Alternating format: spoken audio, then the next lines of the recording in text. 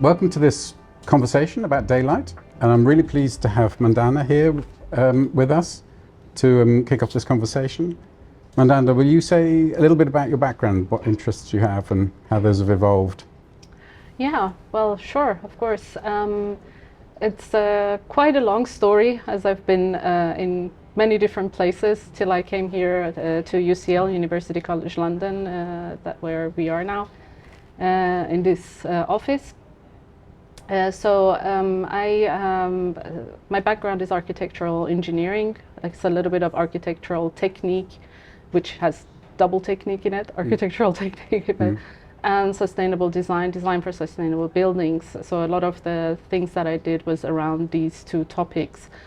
And I had a couple of pivotal moments in my early stages of learning about architecture, which probably had a big effect of me being here at the moment. One of them was, or the first one was, actually was related to UCL, where I am at the moment. It was about learning about architectural spaces and computation, how these two could work. And that really interested me further and further. It was a program called Space Syntax at a time, or still is called the same, based on some graph theory, mathematical theories called graph theory. And it was really, really interesting to understand how people, if we can sort of quantify how people move in the space, and that's really interesting in architecture, or what is the human behavior in the space. And and then I did a workshop around lighting. It was a workshop called Alingsås in a city called Alingsås in Sweden, which was really around lighting. And there I started learning about light and how impactful this architectural element is. And later on I got interested in lighting and did my MSc project at Fraunhofer ISE in Germany, where I focused on daylighting and glare and visual comfort. I had a really good tutor, Dr. Winold, who is working very intensely on this topic. So I learned a lot about experimentation research and how we can actually understand better. I think at the end, when I did my PhD, I put all these four elements, movement and behavior, and light and daylight and research and visual comfort together, where I... kind of holistic vision of holistic vision of the field through my PhD, which I did in Switzerland at the PFL. So have you, I mean, it's interesting because we've been thinking about using, I work with a colleague on urban wayfinding, and she also collaborates with the Space Syntax group here at the Bartlett. But one of the things that I've always asked myself is whether, because people are phototropic, whether the light environment of the urban space is a critical component of why people choose to go down certain routes and not other routes. So it's more than just about pure spatial connection, but also about visual attractions and visual, like a dark alleyway might not be so inviting as a big light piazza with sun in it. And so I can imagine that linking space syntax with sort of urban luminous environment could be an interesting overlap or integration of your two backgrounds, as it were. Yeah, and as you said, I mean, it's one thing is about how people move in the space, and another thing is about the element. And I think light is a really big factor, because as we move in the space and as we look at the space, in these two you cannot separate them, and then light becomes a lot more important to understand that behavior. Like if you should go down the dark alley or the lit alley, or even within the architecture space, how that affects the behavior. Like specifically with the research that I did, we were looking at the gaze behavior, and we could see that there is a clear attraction avoidance, both towards the light and the view, and avoiding from the glare or nuisance that it could create. So it's really interesting, because in some cultures you might find that it's the darkness that attracts. You know, I don't know if you know Siena and the piazza, in, the Campo in Siena. It's an enormous space, but all the roads around it are very narrow and dark. And actually, when it's a hot day, it's quite nice to be in those little alleyways that are shaded and cool. But then when an event happens, or when there's an opportunity to gather in that big space, it's incredibly appealing. Yeah, that's true. Or dim light, I think, like in Japanese architecture, Yes. I think it's something. The diffuse light is something that is more appreciated. So culture, within architecture itself, the quality of light can be very very different in how it's perceived. That reminds me of there is a kind of sometimes with this sort of technical analysis of light, there's a bit of an obsession with having a lot of light. But actually, in certain cultures, like Japan, it's the darkness that matters too, because that creates In Praise of Shadows, the famous book by Tanizaki. Is a lovely book to counterbalance the sort of maybe the focus on having a lot of light all the time, everywhere. And instead looking for appropriate kinds of light and different kinds of thresholds between dark and light, and sort of liminal spaces that allow the transition from light to dark or dark to light spaces. But my own PhD was actually looking at urban light. I was actually looking at urban energy and how building form influenced the energy consumption of buildings, and how things like obstructions of other buildings changed the appropriate solution for form and facade design. So if you're very obstructed, you might want larger windows to get enough light in, but if you're at the top of a building where there's a lot of sun, you might say, well, actually, I don't need a huge window because I always have access to lots of daylight, like here.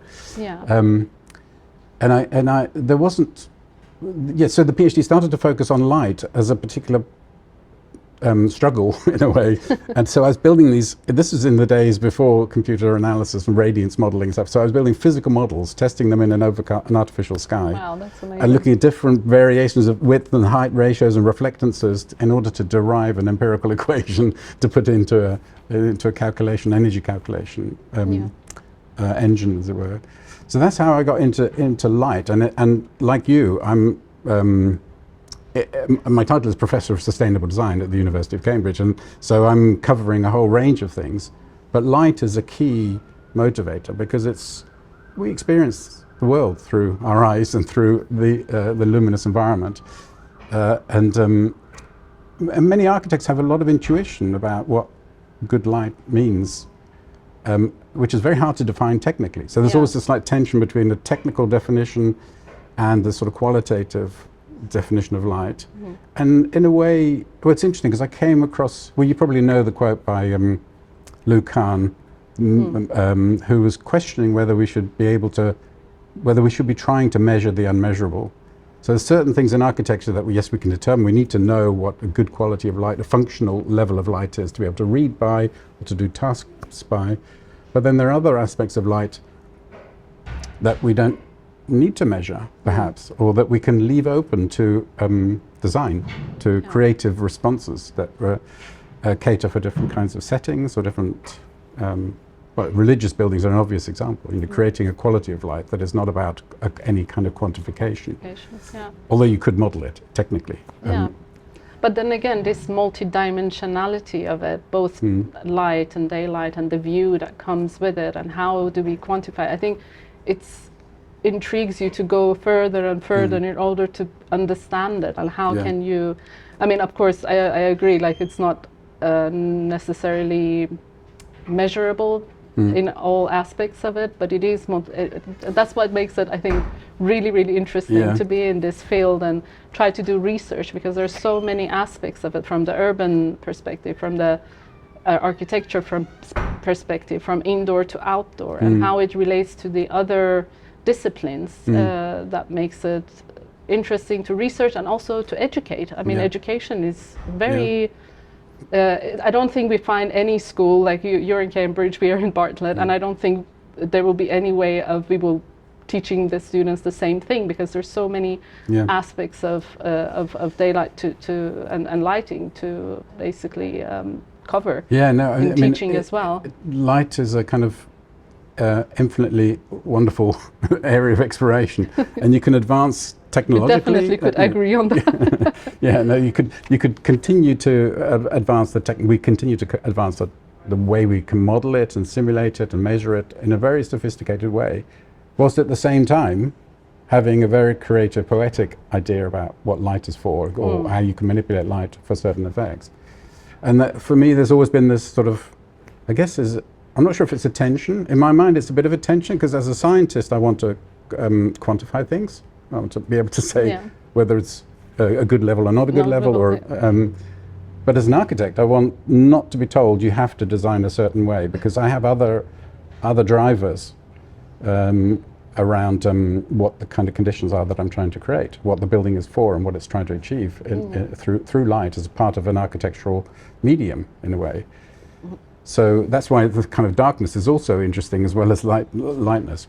Yeah. But there is this kind of I think it was as a quote attributed to Einstein, but I don't think it was him that said it. He said something like, "Not everything that counts is countable, or not everything that's countable counts." So it doesn't matter that you can count something if it isn't very useful to you as an architect. Yeah. And actually, glare is an interesting example for me because we spend a lot of time. You probably spend a lot of. Tell me more about glare because you spend a lot of time looking at this. But in one respect, I sort of think, well, when we looked at glare in libraries in Cambridge, we found that despite a theoretically glary space, people loved one library over another because the view was so wonderful. They had the view over the river with trees and nature in the background, and that counter. I mean, you might find this with your gaze analysis. Yeah, that's the avoidance attraction that I was talking about, and there is definitely there in a reflexive way. So if we just look at in the studies that I did, if we just looked at the gaze behavior without asking people, this is exactly what we could see, that people endure a lot higher luminances at the eye level in favor of view. What then the science would tell us in terms of the levels glare index, or yeah, exactly. And there are rooms there for adjustment, and or maybe there isn't. It's difficult to, as you said, to measure and say, okay, at this level. So we need these thresholds. That's what we are working for. But sometimes it's difficult to capture all of it. And with daylight and view, I guess then the connection there. I think it's really an important attribute that affects a lot of this behavior that we have, which is difficult to capture still, and ongoing research definitely in that area. Yeah, it relates a little bit to circadian light too, the sort of healthy lighting for your biorhythms. And using lots of light in the morning to trigger the suppression of melatonin, so you feel more awake and more active. And there's a kind of focus on defining what those quantities are and what the color properties of that lighting condition is. But if you provide, and it's quite difficult to achieve that high light levels when you're working at a desk in a room, even if it has a window.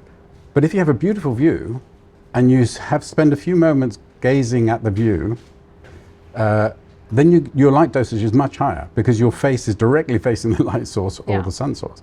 And so suddenly the lux levels are much higher. Yeah. So this combination with the quantitative and the qualitative, or the intersection of the two, that I find really fascinating and kind of creative, because you're not just trying to meet some kind of technical metric, but you're also trying to create an environment within which new opportunities for healthy lighting emerge by the design of something like the view, which is a completely separate kind of qualitative design feature. I mean, we are exposed to completely different ranges of light when we are outdoor, and view is sort of the opening or the window towards that, and I guess we know a lot about some aspects of it now, the visual aspects of it, the non-visual aspects of it, but we also don't know so much about the non-visible aspect or outside of the visible ranges, which makes it, again, as we were saying, make research in this topic very interesting for future researchers as well, because there's still a lot that I think we don't know, and probably you're trying to say the different aspects of it as we go, and I agree that this that's why it makes this topic very rich in terms of research and education. The non-visible, I mean, there are other experts in in circadian science, who probably talk much more about this. But the non-visible is interesting in part not just for circadian health, but also because the non-visible spectrum accounts for the other 50% of the energy that's arriving. So from an energy point of view, the non-visible is equally important as it might be for circadian health. Yeah. So it's an interesting, because it's balance. Yeah, it's interesting. I mean, we will have overheating issues if we are taking that into account, but at the same time, we know that that's what we're supposed to be exposed to. So how should we understand this beyond the visible ranges? What is there? And I think that that's also a pathway that perhaps is not explored as much, and some ways of going towards that understanding how to make the balance. We have the glare, we have the overheating, but of course certain ranges are still possible to gain indoors, both on the near UV ranges and near infrared ranges. And how do we mitigate this situation where we are trying to avoid it, but at the same time we actually need to be exposed to it, and how to measure that, the personal level, personal exposure to light. You were saying, by orienting towards daylight or towards the view, then we are actually being exposed to higher dosage of it, but still it's in a limited lower ranges of intensity. One of the challenges, I teach first year architects students, amongst other things, and one of the challenges I have is especially with the non-visible material, not just light but also radiant energy, heat, and other kinds of radiations, is how to present it, how to show them the effects of something that's not visible.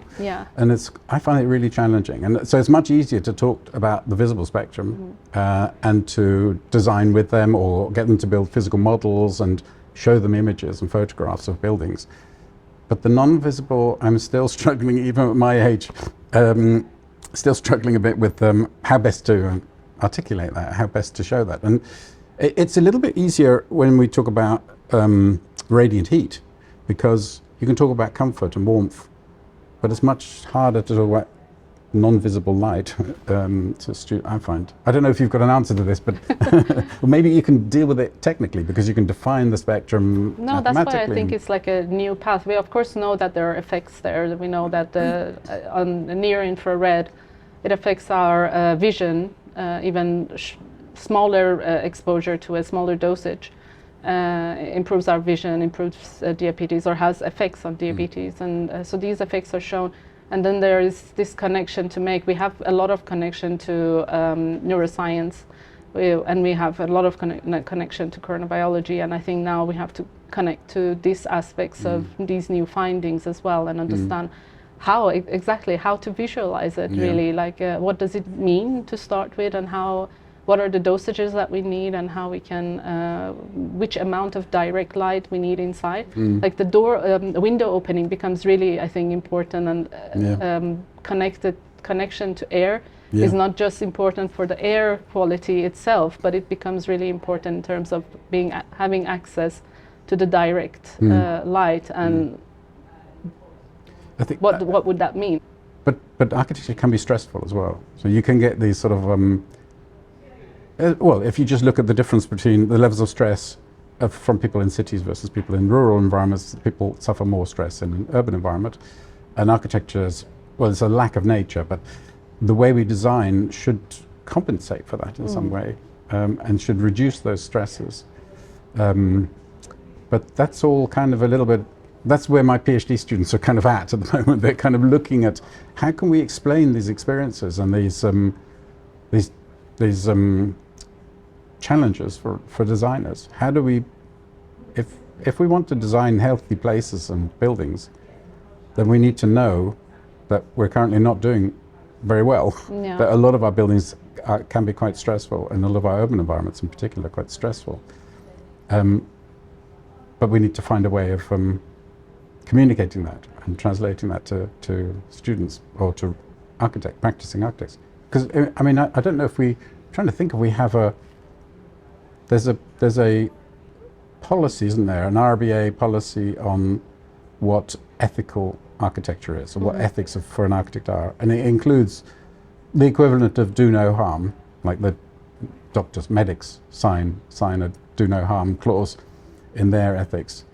And if architecture is doing us some harm, then we should know that. And I don't think we do.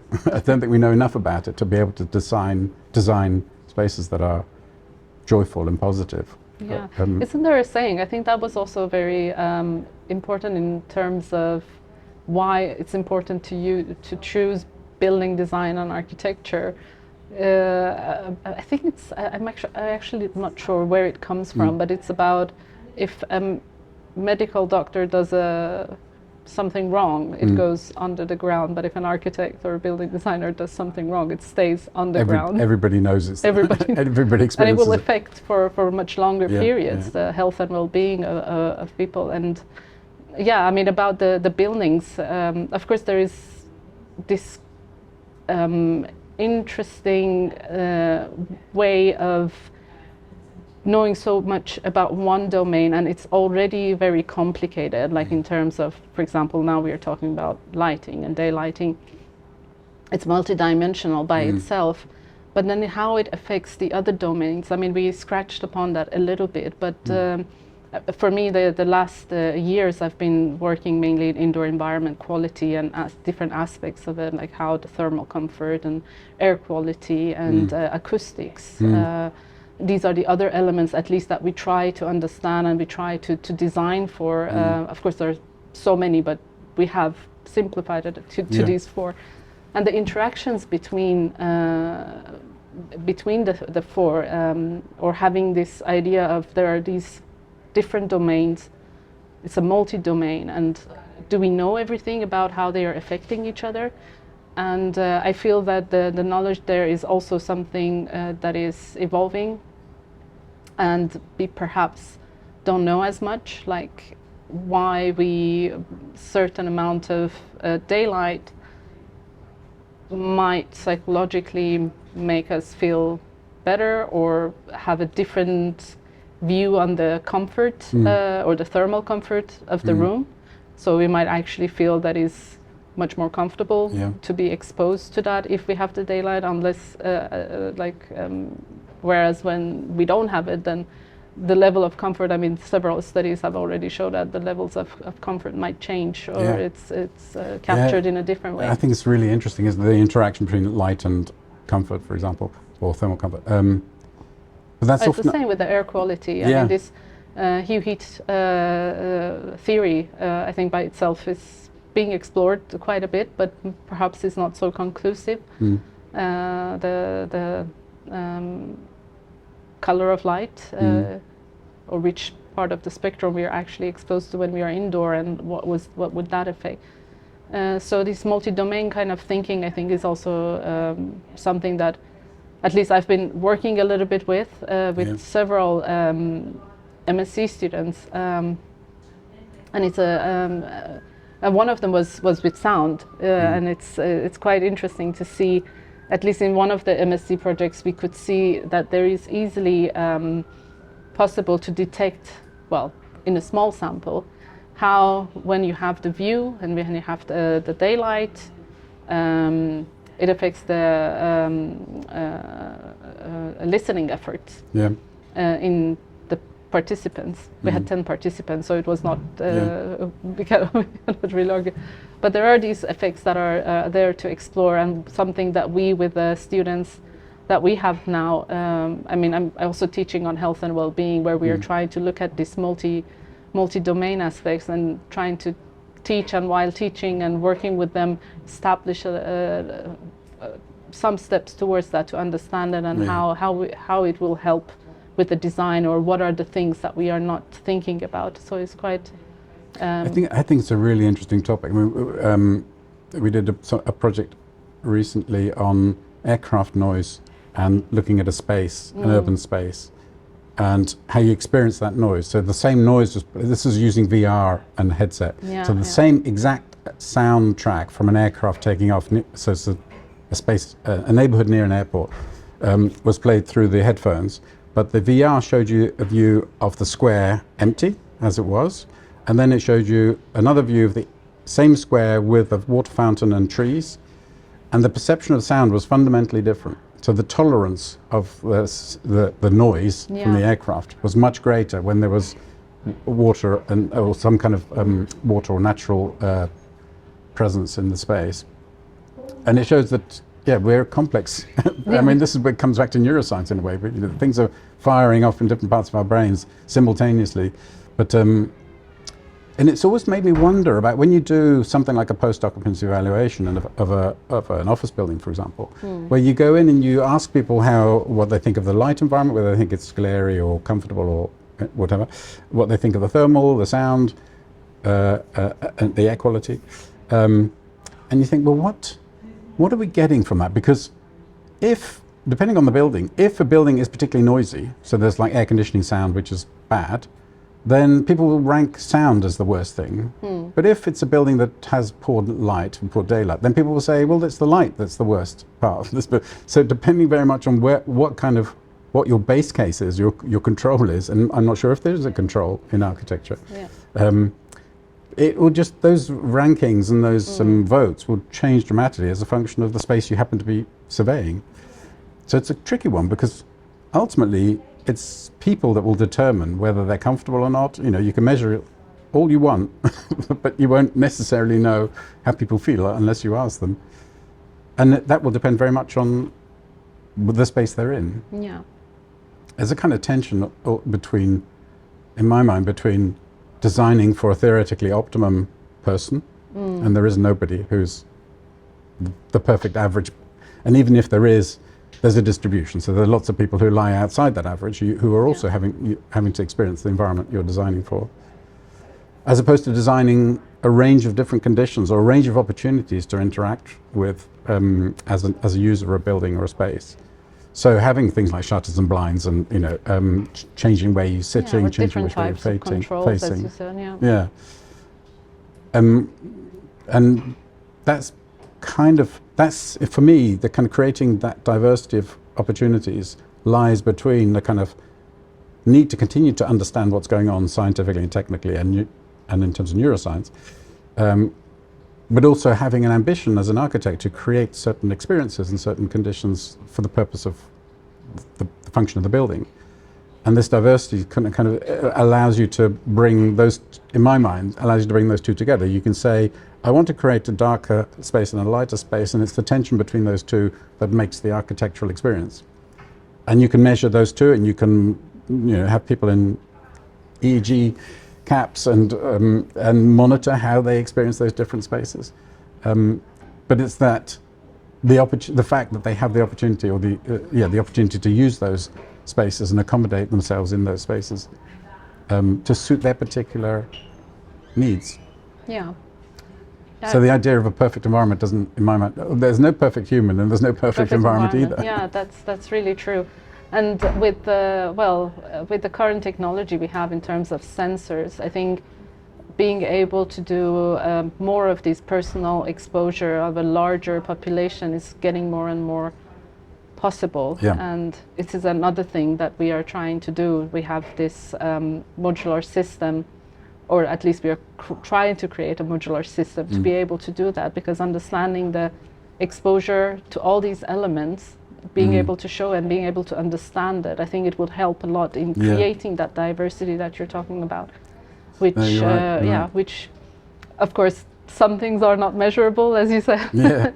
But it would still be interesting. I mean, now we have a possibility to do that, and it takes a lot of effort to create such a modular system, to be able to measure the personal exposure to multiple domains and make an understanding of it, and how this exposure, is there an exposure? What is the exposure? Is it overexposure? If it's underexposure, does it affect our health? And at the same time, you of course have to measure the physiological aspects of it to be able to make an understanding. But at least this is one of the things we're trying to do, and create this modular system to be able to address that and have a better understanding what that diversity actually is, if we can. And I think it's fascinating to be able to do that. Yeah, it's challenging, because I remember talking on one of the Daylight Award review panels, one of my colleagues, a jury member, was a ophthalmologist, I think was her title. And I kept on asking her, so what is the optimum light levels, and what, how do we, what do we need to create for people to thrive? And she said, well, she is, being an ophthalmologist, if that's the right pronunciation, being a medic, she treats patients, individual patients, and she said, well, there isn't. But one patient is completely different from the next patient. They might have cataracts, they might have other vision problems that might be, or they might have some neurological challenge. Every individual is completely different. So I can't tell you what the optimum is. There is no optimum. So on the one hand, you have this notion of you want to design for the appropriate situation for the most people, and on the other hand, you have individual people that just don't fit in any of those solutions spaces, as it were. And that's where adaptable design comes in my mind, or creating different diverse conditions is so crucial. Allows you to choose what feels right for you, what environment is appropriate for your needs. And I think the first step is, of course, to understand those effects within those domains. But then we also need to create the systems for it, and I'm not sure if we have the right systems at the moment, because a lot of them are for general, central, as center as it gets in the building. And then the controls at the same, as much as we want. So far, I think in the past we wanted nobody touches the control kind of mentality. And we see that it's probably doesn't work like that. So it's still kind of a going around and understanding the effects, what are the systems, what are the controls, going back and refining it. And I think this is another aspect of what we do that is continuous in terms of research and education to fine-tune it as we go forward. I came across an office building in the Netherlands where they have individual offices, and you have an app so you can control the temperature, the light levels, everything you want, and obviously you can keep it closed and quiet. So it was completely bespoke office environments, and those offices were then adjacent to an atrium space, which was a kind of collective space with big workbenches where people can chat or they can work. And the majority of people preferred the big open space than their perfectly controlled individual. I mean, obviously there are times when you might want to go back to your room because of the privacy issue or something else. But it was a surprise to me that people preferred, it's a kind of social driver rather than anything to do with the light levels or the quality of light. It's other things. Actually, that atrium space was very well lit. So maybe that was a driver, that it was a really nicely day-lit space. But it's the fact that you're working together, the fact that you can meet people, you can discuss ideas, like we are here today, that makes the space more successful than being in an individual office, working on something in the perfect. And I guess you can move and change your position, change your environment. And this is why. But normally we don't have that possibility everywhere. No. Sometimes you have to sit in the tiny spaces that we have, and that becomes really difficult to control. Well, exactly. But anyway, that's what makes lighting such an amazing field of study, because there are all these interesting tensions and complexities that are enriching, that are positive in terms of finding creative ways of dealing with them. And so it's a combination of understanding the neuroscience, the psychology, the physics of light, with a really creative set of conditions or opportunities for the designer to create something, to create a space that's special for people. It also makes it fascinating because, as you said, I mean, you have to talk in all these disciplines: psychology, neurosciences, the physics of light. And that's really fascinating, I think, when it comes to daylight and light, to be able to have that conversation that is multi or trans and sometimes interdisciplinarity of it. Understanding every aspects of each of them make the conversations really interesting, and a lot of time perhaps, like in my PhD studies, I worked with the neuroscientists. And of course, for them, it's interesting to model vision. So using all these technology just to understand how the vision per se works. And of course, for us, is to make that understanding something more visible or something more tangible within our field. And that makes that conversation really interesting to go between the disciplines and say, oh, you did like this, Yeah. or we're trying to do it like that. And what does that mean? And are you making sense, or are we making sense? Who is making sense? Yeah. Like from the difference between the left eye and the right eye, or how we basically walk down the stairs where we are looking at, and how the contrast affects it. It's to understand the vision and the system, our visual system. But for us, this is also interesting because we want to see if we are going down the stairs, what are those contrasts in terms of design? How should we make it? Yeah. If you have visually impaired people, would that be the same?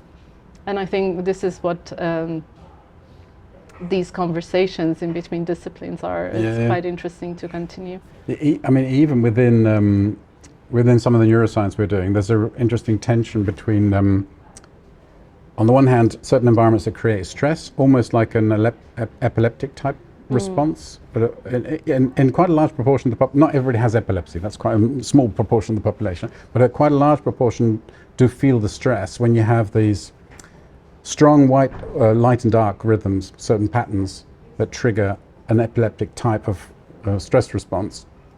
And you see it sometimes. I was talking to a colleague of mine from another faculty whose they have an auditorium, and the auditorium was designed with wooden slats with black gaps all the way around. And people were getting headaches from being in that space. So in the end, they had to cover that all up because they recognized that that was causing some kind of stress response and headache response. So there's that kind of analysis that's going on in terms of identifying where that happens. And actually, these sort of stripy building components are very fashionable at the moment in terms of architectural detailing. But they're vertical elements. Typically, yeah, because you scan horizontally. Your eyes are sort of typically scanning horizontally. I don't know how strong the effect is. That's a good question. I have to ask my research student what the effects are, whether it's vertical or horizontal. But you can develop some software to analyze these patterns and to say at what point do they become particularly triggering. But I've got another student who's looking at spatial complexity as a way of, including some different lighting conditions, as a way of triggering or encouraging neurogenesis, trying to maintain a healthy brain. And that comes from looking at mice originally, a mouse in a completely boring box and a mouse in a maze that's having to find its food. Yeah. And the brain, I hate to talk about this, but when they look at their brain afterwards, they find that there's a brain that is growing, that has more neurogenesis in the more complex maze than in the simple one. And so he's thinking, well, does that apply to us as human beings? And there is evidence that it does. So designing an environment, for example, where you can see the sun move, where the patterns of light change, which is changing and complex, is positive. It has a positive effect. But in my mind, then there's this question between these two students' work: when does too much complexity become stressful? Yeah. Or and is there a kind of range in the middle somewhere that is it's kind of completely unexplored question that seems to me fascinating and yeah, I mean, to see it from that way. I mean, when we talked about this vertical versus horizontal, we also did some studies. This was specifically on shading devices, like if what is the distance between them. If larger, of course everybody prefers larger because then they have more access to the view, but with the vertical and horizontal, like consistently and significantly, there was always a no to the vertical That's element. so interesting. So vertical is more problematic than horizontal. Yeah, no, That's but fascinating. 100%. But I think no vertical. I mean, if you think it was really in that case, well, of course, it was a setup that we had, and we had to put these vertical shadings on and then changed it to the horizontal ones, and maybe it's within that specific environment, but significantly within that environment, it was not appreciated. I mean, it's kind of understandable. It would change the view, and it would change the contrast. Yeah. And we would see a lot of effect of the contrast by itself if we were measuring the local contrast within each of the image captures that we had on that condition. there was a high effect of these, and of course the verticality and the horizontality of the elements would change how this contrast is calculated. And yeah, there are some relations there that, yeah. Fascinating. Well, I think, I mean, it might be that it's something to do with how we evolved, because if we evolved in the savannah, then we were always scanning the horizon, either for danger, like lions or something, or for potential prey, food. Yeah. And so we were looking always scanning horizontally, and anything that stood up and broke that horizon line became a focus, a point of either stress or attraction or whatever. Fixation. And so I can imagine that, you know, that when you translate that to now, that things that are vertical are more stressful for the eye than having everything horizontal. Yeah. Amazing, and this eye movement is quite interesting. And what you said, I mean, one of the interesting images that I still continuously show from my studies is a image that shows all the in one instance, like how a person has scanned the space. So all the points that they have looked at, and it's everywhere, and we don't even notice it. This is all the saccades that we basically don't capture. But within an instance, we basically scan the whole place, whole space, without even realizing it. And of course, there are, as you said, there are certain elements that become certain moments and certain elements that become the focus or the fixation points. And yeah, and I think that eye movement and how we perceive the space could affect a lot of the things that we later on process in the head. There was some study related to why walking helps with the stress, and this is also apparently related to eye movement. Like when you walk and you scan a lot of different dynamic images, it helps to lower your stress for some reason. So I think there is a lot to learn. There is still a lot to learn, and it is interesting because I mean, my student looking at neurogenesis would say that it's really healthy for us to choose different routes to walk through, you know, to walk to work, not always to choose the same route, and not everything to be predictable. And also just to be out and about much more, generally, to experience the world more than being more of a homebody and not getting much stimulation, visual stimulation. But this is contrasted against an urban environment which tends to be more stressful than a rural environment. So walking in a rural environment may be much more relaxing, and plus you have the benefits or the effects of the volatile organic compounds that come from pine trees that are health-inducing in various ways, biologically as well as psychologically. But in an urban environment, we don't have the equivalent of that yet, and we don't quite know what it is that we're doing as urban designers to the human experience and to human stress levels. There's a kind of whole field of exploration opening up, I think, as a result of these kinds of studies. Education itself. Education and research. Yeah, I mean, we mentioned that it is with the daylight itself, like it's quite different ways of teaching it, and different ways of researching about it, as it's about the disciplines. It has so many dimensions. But what is, how have you developed your teaching and your research group? Yeah, it's interesting. In terms of teaching, it's very much about introducing the students to the opportunities that daylight presents them as architects, that they can think about light as part of architecture, as part of making buildings, rather than thinking of buildings as sort of physical, only thinking of buildings as physical geometries or styles of architecture. You know, it's about, even when you look at a style of architecture, about how that style is revealed in light. So whether it's classical columns with direct sunlight, or some other architectural examples where there is no direct sunlight, where it's much more diffuse light. But also thinking of light as in the way that we might think about walls or about layering a building as a series of transitions. So that's one thing, is to say to students, this is another medium, another kind of design opportunity for you to work with, and that you should add that to your skill set. And then it's about the principles, how much light, what kind of light, where it's coming from, what the effects are. Yeah. and what the sort of physics of it is in very basic terms. And then obviously they do a huge amount in the design studio, where they're starting to make things and imagine spaces of their own. Those spaces are then understood or can be looked at through the lens of lighting conditions that they've created, and photographed in a way that represents the real environment they're creating. But and then they get into a bit later in the course, they get into modeling and simulation of environmental performance of buildings and lighting performance of buildings. But at the other end of the spectrum, research, well, for me, the sort of health, the kind of work that you're doing on health and well-being started a few years ago, and that has filtered back down the sort of route. So I'm now teaching health and well-being in first year as a standard first year lecture. It's not very much, but it's enough to introduce them to the notion that light can influence not just how much we need to read by, but also how much it can stimulate us in terms of mental health. Yeah.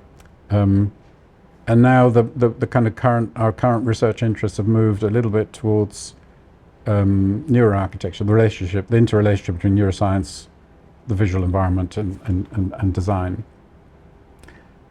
And I think that seems to be the flavor of the moment. Neuroarchitecture seems to be coming up in a lot of people's thinking at the moment. Even to the extent that there are now architectural practices who are buying EEG caps and galvanic skin response metrics and various other things to test their designs, to test ideas with respect to the neuroscientific context. So I think it's very quickly kind of become a mainstream part of the conversation, partly through all the neuroscientists who've been awarded Daylight Research Awards and working with architects and for architects recognizing that the value of light as a not just an aesthetic or a functional medium, but as a kind of positive health contribution. So I think that's at the moment where our research is, at least I would say, and that our group looks at behavior and building performance. So it's the relationship between human experience and technical performance. And there's a subgroup within that which is called the neuro subgroup, as it were, the neuro BBP group, as we call it. And that's been growing steadily in size. So we now have 6 or 7 people doing research. And they come from different disciplines, notably architecture with neuroscience, followed by neuroscience PhD or something like that. But that's where our particular interest lies with respect to the visual, how we experience the visual environment. In a way, I see the brain as everything goes through the brain. Our cognition, our movements, our emotions is all in kind of passes through the brain. Although we see things in the physical environment, it all has to be it all gets interpreted through the brain, and that then influences our behaviors. And a lot of it through the eyes. Yeah, exactly. Yeah. So I think we've kind of shifted. We used to talk about thermal comfort and skin, and now we're talking about light and brain as being much more intimately related than we'd understood before. Where do you think? How do you teach, and where does that take you in terms of the new frontiers of research? At Bartlett, we are at the Built Environment, Faculty of Built Environment, and I'm specifically in the Institute of Environmental Design and Engineering.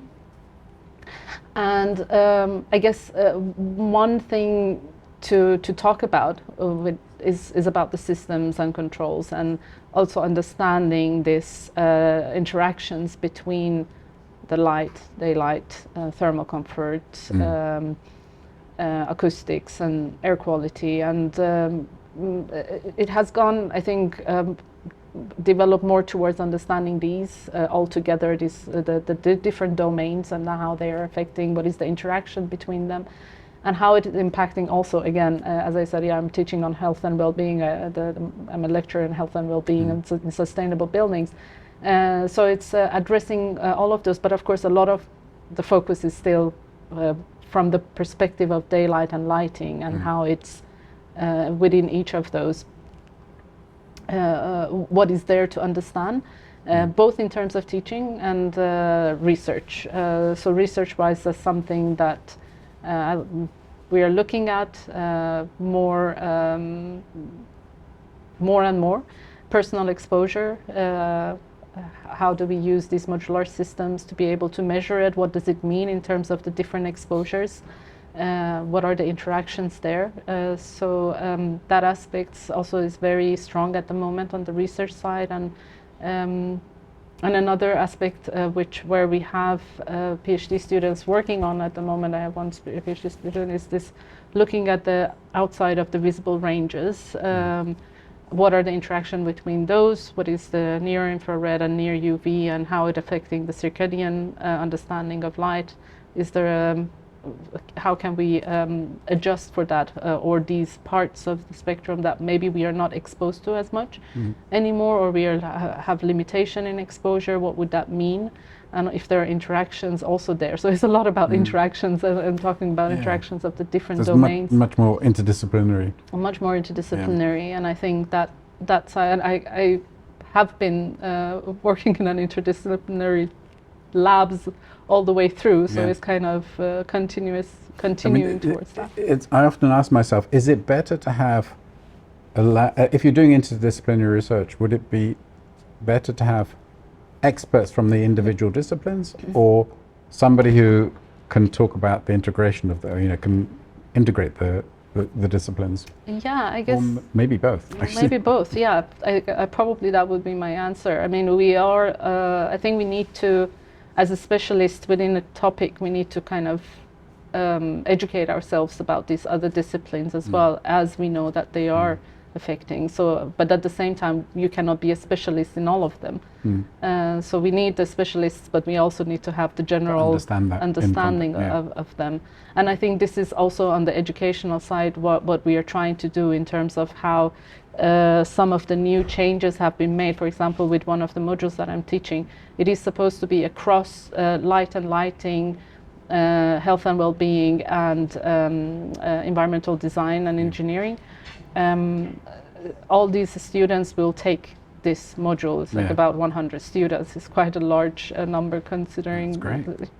Yeah, and the idea is for all of them to have an understanding of the different aspects of what we are exposed to, at least within the built environment. What can we do with it? But at the same time, each of them have their own respective programs that they're becoming specialized in. So there the idea exists to create sort of a T in between the programs. In-depth research with collaborative thinking. Exactly. Is your work more, would you say your work is more focused on applied, like immediately potentially usable by the building industry? Or is it more blue skies? Where do you see?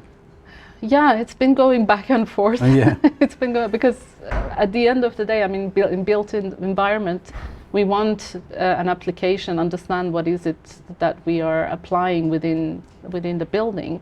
So it's not possible to completely just focus on one or the other, and that's for myself, it has been going back and forth. When I was working with the neuroscientists and working on the gaze and the eye movements and what would that mean to her, I think it was quite fundamental in understanding some behavior. But then always the question was, also the questions that I was asked through my PhD, so what is the application of this? And it's like, well, at the moment I don't know, but it's really interesting to make this understanding.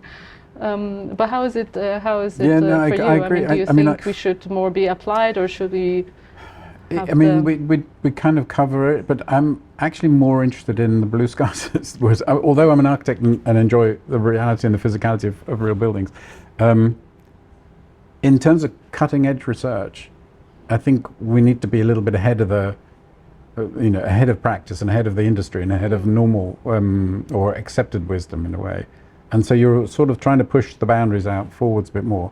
But at the same time, there are challenges of the knowledge that we're acquiring. You have to think, how do we apply them? How do we distill them, or what kind of guidelines do we produce, or what kind of evidence and information do we produce that is valuable to practice? But I mean, some of the work I did 30 years ago is only in the last 5 or 10 years has been cited, because at the time it was kind of a little bit esoteric and not so immediately relevant, but now it's become mainstream. And I mean, early work on energy efficiency, now everybody knows how to design an energy efficient building, I would argue. So from a purely scientific point of view, that's on its own is not the main challenge. There might be practical challenges of why the building industry isn't moving and whether to go for regulation or, or various other routes. But from a scientific point of view, I want to ask the next question, the ones that are coming up in the future. Yeah, but we do collaborate with some architects, but because it's fun, and they ask questions that we hadn't thought of asking, which is also helpful. It was really nice to talk with you, Mandana. It was lovely to meet you face to face, finally. Yeah. And thank you so much for your inspiring ideas and thoughts. I'm sure we should find a way of collaborating soon. Yeah, for sure. We'll get some research together. We have to. Excellent. Thank you. Thank you.